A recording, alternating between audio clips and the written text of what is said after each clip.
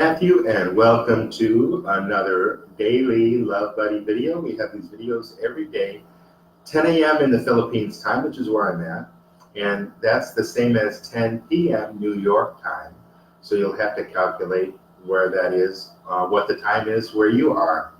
And today the topic is going to be, we're going to discuss this idea of love, sex, and romance. When we talk about love in this conversation, we're going to talk about genuine love. Now, this is a little bit different than maybe what a lot of people think about when they think of love, because there's a lot of overlap, or there's a lot of confusion there, especially in the romance movies that we see, especially in our personal lives when it comes to infatuation, when it comes to obsession, even when it comes to stalkers. Maybe stalkers would say that they love somebody. Is stalking love? I don't think so. Not according to when we understand genuine love, what genuine love is, and how that can affect our lives in a positive way when we focus on genuine love. But how we can get so confused about love when we look at our inner emotions, our inner desires, our inner body chemistry, our brain chemistry, when it comes to the topic of sex, or when it comes to the topic of romance, and when it comes to what we call falling in love. Is falling in love really love? Is that genuine love? Not according to the definition of genuine love as you'll find it here on LoveBuddy, the lovebuddy.com. It's quite a different thing. Falling in love, a lot of times, it has to do with being overwhelmed with the emotions of the fixation on another person. Can be a wonderful thing, I'm not knocking that at all, but a lot of that can be chemistry, and it takes through the years, as any married couple will tell you, or a couple that's been together for an extended period of time, several years, how that original infatuation, that original lust, that original excitement, that original wild dream come true, honeymoon fantasy, when that goes away, and it always goes away either completely or to a certain extent, anyone will tell you, what do you have left? Well, hopefully you've got genuine love left, and hopefully you understand what genuine love is. Commitment to your partner, loyalty, honesty, respect, nurturing, empowerment, everything that we consider genuine love to be. That's what's going to be left if you want your relationship to survive. What about sex? Is sex love? Making love, they call that. They call it making love. Well, there's some harmonics here, and there's some overlap here. So if you really love the person, maybe if it's a one-night stand, how could you possibly love that person? Not genuine love. It could be lust. You could be crazy about their body or their eyes, or you could just be in the mood to have sex, like an animal just has these inner desires, and we're animals too inside of us, right? We have that part of us, so we can have this lust for another person, and we can have these hormone surges, and we can have this desire inside that makes us want to have sex with another person. That in itself, there's no direct connection between sex and love.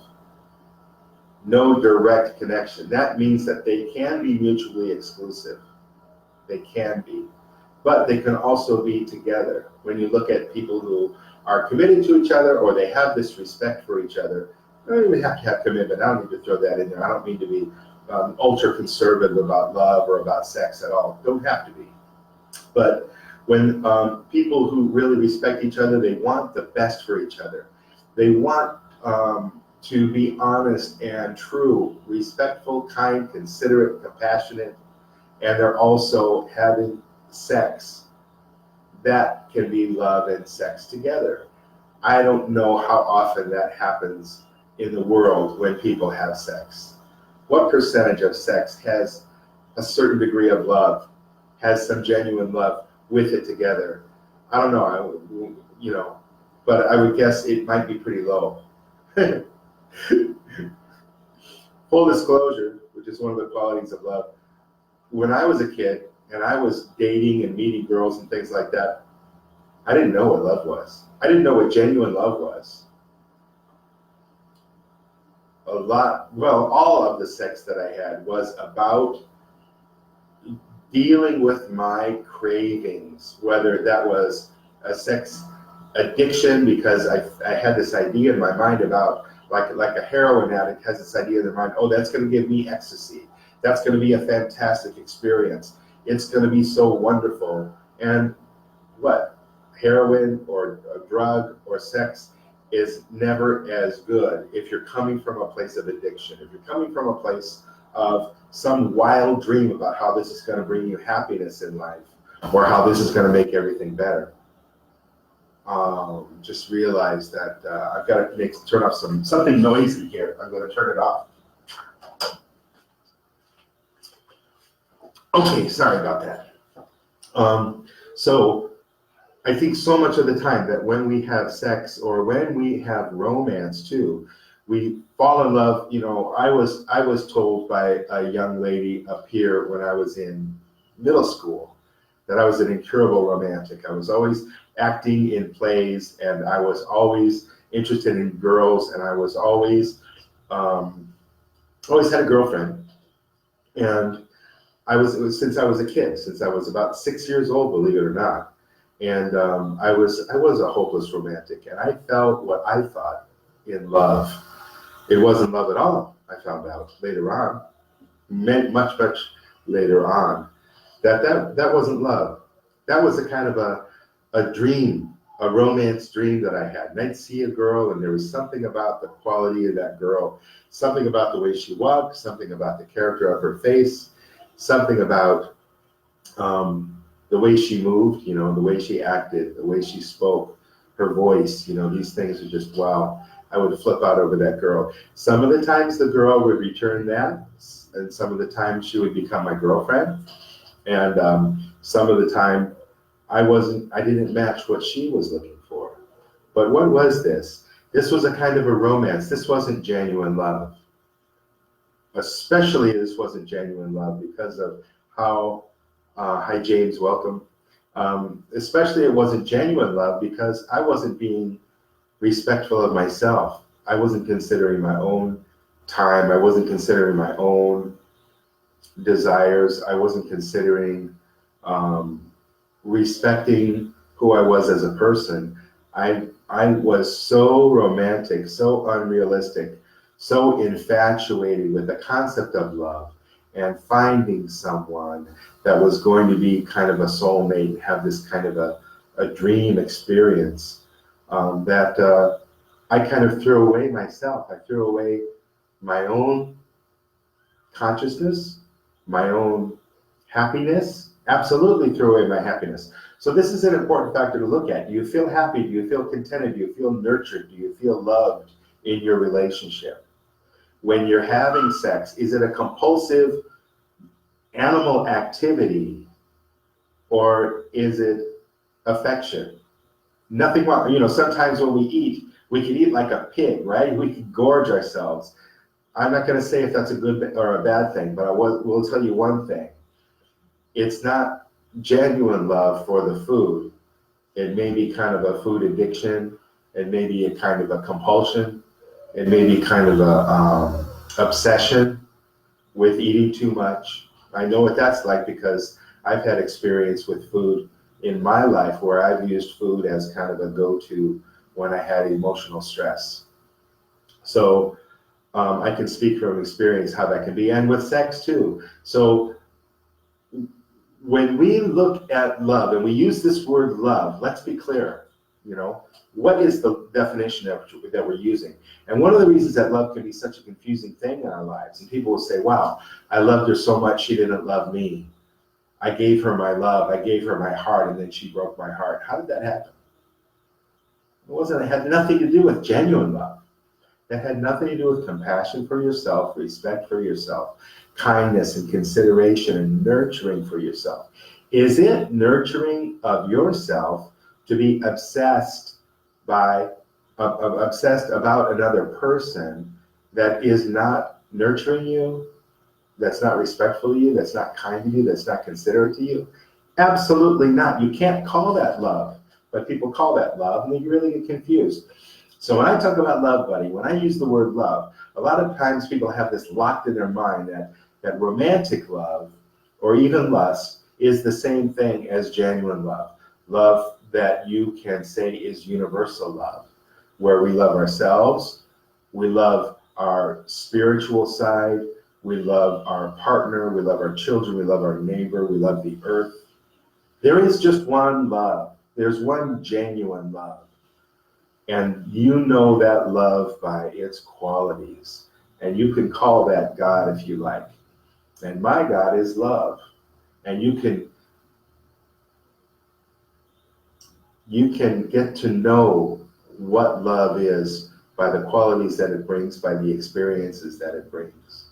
So one of the key points, what is romance? Romance can be a dream about another person and how mating with that person. This can really get into genetics. This can really get into survival. This can really get into what's built into our bodies to procreate. And that is having this infatuation with another human being and then mating and then producing offspring. Because part of what's built into us as a human organism is a desire, it's a drive to mate and to create offspring to carry on the human race. And if we didn't have this desire, if we didn't have this built-in desire, the human race might eventually just die off. So this is one of the things that's built into us. And part of that is the chemistry that when you see that person, I had this happen to me, they talk about love at first sight. There was a young lady that I met when I was a computer consultant, and she was at a real estate company working. And when I saw her, there was something about the way she moved and the way she looked that instantly I was in love with her. We ended up having a 3-year romance that was just an absolute disaster for my life because it was an infatuation. It was a genetic response for procreation. It was an inner kind of a chemical thing that was going on. But I had no idea about love, genuine love. I had no education on that. I had no understanding of that. So what I did was I kind of destroyed my own life by being obsessed about this girl and the conflicts that we had, the different life. She had a problem with drugs, not a serious problem, but one that was her addiction, and that really caused some upset. I had a problem with low self-esteem to the point to where I thought having this relationship with this girl had some fantastic qualities about her, wonderful human being. But I thought that having her as my girlfriend, you know, some kind of like an ownership concept that I had, that was going to save me. Oh yeah, thanks, James. To promote the spiritual growth of another person. Yeah, Dr. Peck, he did the road less traveled, and this is a kind of genuine love, right? So part of the genuine love is promoting the spiritual growth of another person. And the way that's referred to, the way that can be referred to, that I've referred to it as, I call that nurturing. I think it's the same thing that he means. And nurturing is, you know, wanting to empower that other person, wanting to help them grow. I didn't feel that in so many of my romances when I was a kid. Maybe I paid lip service to it, but I didn't feel that because I needed that person. It was like a possession, right? That's not love at all. That's ownership. That's domination. That's control. That's insecurity. If I lose you, I'm going to lose my happiness. And the amount of pressure that brings on. This girl that I'm talking about, love at first sight, she was going to AA meetings and she heard from somebody there. She said, you know, alcoholics don't have relationships, they take prisoners. And that was kind of what I did to her. And I think she wasn't telling me directly, but maybe she was implying that was what I was trying to do with her. So that was really a mistake on my part. So when it comes to this romance, what is romance? Reiterating, romance, in my opinion, has to do with meeting someone you want to mate with. Subconsciously, there's a match. Physically, there's some kind of a match. How often do we fall in love with someone where sex, physical attraction, lust, mating, making babies or not making babies, but having a sexual intercourse is part of that infatuation. Not a whole lot of the time. And if it's not there, it could be more of a genuine love, and it's not infatuation, and it's not some kind of a fairy tale romance, but it's the real thing. I respect this person. I want to team up with this person as my partner in life. I want to see them, see their dreams, and I want to see my dreams through them, and we'll have a partnership where it's the two of us are really working on having a wonderful life together, whatever that would mean, where there is mutual respect and understanding and honesty, commitment, loyalty, teamwork, nurturing, empowerment. When you have all those things, then you've got real love. When you don't have those things, when you meet somebody at a bar and they got a great butt or whatever it is that's got you turned on, and then you go back to their place when you're kind of drunk, and then you have sex, and then maybe in the morning or maybe later that night, somebody goes home. That's not love. We can't call that love, and we can't call that making love, can we? Because there's no commitment to that person. There's no genuine, deep feeling of esteem or of respect or of kindness, nurturing, although the sex might be great, and we can call that sex, and we can say that's a great part of life. It can be a great part of life if you do it responsibly, right? If you don't get pregnant and then have to have an abortion, if you don't spread diseases, if you don't have a sex that is dishonoring and hurtful to the other person, something they don't want to do. There's a lot of things that you can do wrong, but just like playing basketball, it's a great physical activity, it could be a lot of fun, and sex can be that way too. So we don't want to say sex is bad or wrong. We just want to say sex is sex and that it's not love. And that romance is romance, and it's not necessarily love, although these things can overlap. So when we look at heartbreak is a significant thing that goes on in the world. And I know that I have felt extremely brokenhearted. And that was because what did I do? I threw away love for myself. I ignored love for myself, and I went after this kind of a love addiction thing, where there was this romance thing, and there was this kind of a hormone surge, brain chemistry surge. Yeah, M. Scott Peck, that's right. Yeah, thanks, James. M. Scott Peck, Road Less Traveled, and some other great works. Really, some excellent insights. Highly recommend that book, The Road Less Traveled, or if there's another book that you know by this guy, it's really great. Really great reading, really insightful. And I think that Road Less Traveled, I was introduced to that book at least 30 years ago. And it's still a wonderful, wonderful book. Okay, so heartbreak is something that we do to ourselves. It's not about love. That is not what love is. Heartbreak comes from infatuation. It comes from being out of touch, unconscious, unrealistic dreams about what that relationship can do for us, coupled an illusion. We're deluded, and it's coupled with the brain chemistry that makes it more powerful. Heroin addiction or drug addiction in general. Delusion about what that drug's going to do for our lives, along with brain chemistry that cranks up the volume to 11 on what we think that drug's going to do for us and how bad we need that drug. So there's a physical brain chemistry need, and there's also a mental thought that's delusional that says this is going to give me happiness. You gotta respect that. You gotta have to respect that. We all are addicts to one degree or another. There's not someone who's an addict and someone who's not an addict. It's not a black and white kind of thing at all. What it is to a certain degree, we're all deluded. We think, oh, this is going to be a great thing. We get that house in Maine, or I get that house in the country, or I get that good job in the city, I get the raise, I meet my partner, blah, blah, blah, blah, blah. All these things that we think are going to bring us happiness. None of them ever will. Not long term. The only thing that brings us happiness is living in the love zone. Living in the love zone, respect for yourself, kindness to yourself, compassion to yourself and others, respect and kindness to others as well, having nurturing in your life. This is the thing, this is the center, this is the foundation of life.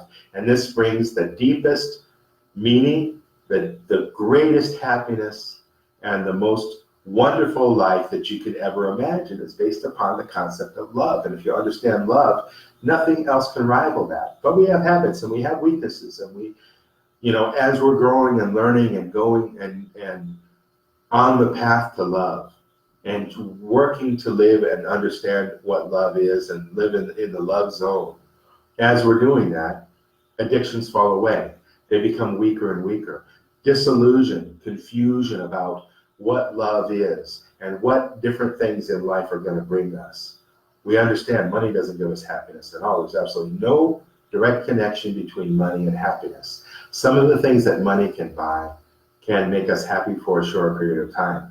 Long-term happiness, long-term relationships, healthy sex, healthy love for our mate, for our neighbor, for our children, for our in-laws, for our boss, for the forest.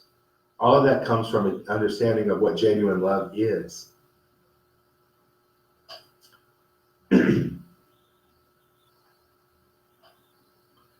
Looking at notes here. Can't read my own notes. Cheating. Okay, so when we have cheating in a romantic relationship, now that we've talked about love a little bit, does that have anything to do with love?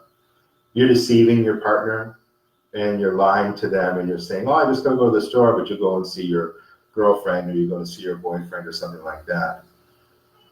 Deceiving someone else, even if you like to justify it with, oh, if they found out they'd be hurt, so I don't want to hurt them. That's a lie. That's a cop-out. That's not full disclosure. That's not fessing up to what you're actually doing. So cheating is not love. If someone's in a relationship where they're cheating, they have no concept of what real love is. Because real love is honesty. Real love is a kind of a partnership where you're building trust together, not building deception, not functioning through deception. Babies. Babies, now this is, we're going to wrap it up on this topic because babies can be a very, very powerful drive in us genetically. And babies just look at a baby cat, look at a little kitten, or look at a puppy. Not only a human baby, but we're hardwired in our bodies to want to nurture, want to love, want to cuddle, want to kiss, want to pet cute little babies. Is that love? Sorry. No, that's not love. When you have a 15-year-old who stays out till midnight, hanging out with the wrong crowd, and runs straight to their room when they get home, when you've been waiting up for them, and you don't fly into a rage, but you connect, you communicate, you share honestly, and you have their best intentions at heart, that's an example of love. Anybody can love a cute little baby. Anybody can love a puppy. That's hardwired in us. That's not genuine love. Our desire to make babies and have babies and cuddle babies and all the excitement around pregnancy and all this other stuff, that's not genuine love. Genuine love is when we're challenged about loving that other person. When that other person isn't living up to some kind of a dream, some kind of an expectation that we might have. But we still are tuned into love. Some of us could call that unconditional love. It's not unconditional. There's not conditional or unconditional. There's our ability to love. It's our understanding of love, our capacity to love someone. It's not about conditional or unconditional or tough. It's about our ability to understand love and our ability to show love and focus on love and saying, how can I love that person? How can I nurture that person? Instead of the hate we might feel, out of the fear in our heart that where were they? Why didn't you call? You came home, and you're smoking or you've got alcohol on your breath. That terrifies me. I care about your well-being. So this whole thing about babies, yeah, I love babies. No, you don't love babies. You're genetically inclined to think that babies are cute. And women, especially because they carry the baby in the womb, they especially have this kind of inner um, obsession or this inner focus or this inner talent towards nurturing babies so that they can grow and they can be healthy. And the mothers, so often, they want a safe space. They want a stable man that's going to be there to help protect and help to provide food and a warm and clean environment so that they can raise the babies that they love so much, that they want to nurture so much. But it's not necessarily genuine love until it really becomes challenged. Until that baby's crying all night, you want to just throw the baby out the window because you're so upset because you can't get a wink of sleep. That's love when you say, I'm going to be compassionate. I am so exhausted. I'm so tired. I'm so burnt out. And I wish the baby would just stop screaming. I know that feeling. I know what it's like to hear a baby crying. You don't know what is going on. You don't know what is wrong. Why is the baby crying? You know, are they teething? Do they have a wet diaper? Is there something else going on? Who the heck knows? Why doesn't the baby just go to sleep? And that can be as frustrating as heck. But what's the bottom line? Bottom line is when we are living in the love zone, when we understand what genuine love is, we don't get angry and hateful at the baby. We react, yeah. We get frustrated, yeah. But we don't direct our anger at the baby. What we do is we think about, how can I nurture this baby? How can I empower this baby? How can I have compassion, consideration, kindness, and respect for this little human being that is so upset right now? Transfer that to a workmate. They get upset. Are we able to have genuine love in our hearts and have compassion, understanding, and respect? So, overlap, again, not necessarily the same thing, can be mutually exclusive. Love for a baby that you think is cute. I put a note here, New York, because I've got to prepare for my seminar in New York in September, so that's what that is. Anyway, compassion for the baby, love for the baby, consideration for the baby, and the genetic response of thinking, oh, that baby's cute, or that little kitten is so cute and so darling. That's hardwired into most all of us. Be aware of what's hardwired into your body, hardwired into your physical being, this kind of infatuation, whether it's a kitten, whether it's love at first sight, whether it's something else that you think is awesome. That's not genuine love. Genuine love is a focus on the qualities of love, of being compassionate, being considerate, being nurturing, being empowering, even when it's hard, even when it's difficult. Okay, so just wanted to share some ideas about sex, some ideas about romance, some ideas about genuine love, how those things can be so confused in our own lives. And if we're having problems in relationships, love is going to be the answer. Love is going to be the only answer. What is that? It's honesty, it's respect for the other person and for yourself. It's compassion for yourself and your needs. It's knowing yourself. When you know genuine love, you automatically know what it is that excites you, what you really want in life. Is this the relationship that I really want? Is this the right partner for me right now? Is this what I want to do? If it is, then you'll have the compassion, you'll have the understanding. You'll sit down, you'll have the talk, you'll feel the generosity in your heart, and you'll feel the compassion for that person, as well as for yourself, and you'll find a balance there, and you'll be a good team.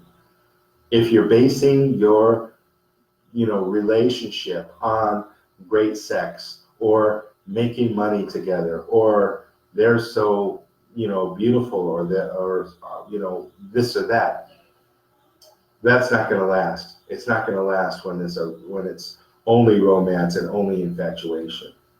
There's going to be a point where that's not going to be working anymore, where the genetics are going to change, and that's going to fade, and you're going to have to focus on genuine love. And it's genuine love that is the foundation in life. It's the center of life. And it's what solves every single problem that comes up. That's how powerful, that's how complete, that's how perfect love is.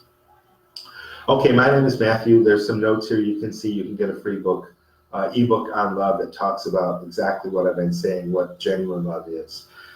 There's a link to the Facebook page for love, and there's also a link to the Love Buddy website, which is under construction, but parts of it are working. And if you go to thelovebuddy.com, you'll see some more information about what I'm talking about. You can join there and get updates and things like that, especially the Facebook page. There are updates every day, and there's videos every day. 10 o'clock New York time. That was a half an hour ago when I got started. Tomorrow, same time, same place. Thank you so much for listening. I love you. Have a wonderful day.